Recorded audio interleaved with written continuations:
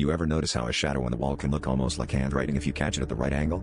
That's what I thought the first time I saw "Help Me" scrawled across my bedroom wall in messy, looping letters that looked suspiciously like my own. I blamed my little sister, Ellie, who's always talking to her imaginary friend, Juniper. But Ellie just giggled and said Juniper liked to play games, and I should play along too. Weird, but not scary. Until the words kept coming, growing more desperate, and always written exactly the way I write. At first it was just harmless phrases, "I see you. Don't forget," and stranger things, like "Memories I know aren't mine. You promised you'd stay. They're waiting below."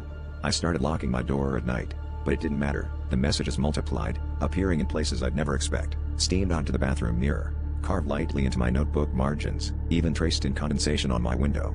The handwriting never changed. Mine, but not mine. I barely slept, afraid of what I'd find next. Finally, I confronted Ellie, my voice shaking as I demanded to know how she was pulling off these pranks. She just stared at me, her eyes a little too wide, and said, "Juniper's not pretending anymore. She says you're waking up, and that's bad. You're not supposed to remember." I laughed it off, but Ellie didn't smile. She started crying, begging me to forget, to go back to sleep, or Juniper would get angry. I told her none of this was real and stormed out, but I couldn't shake the feeling she was telling the truth.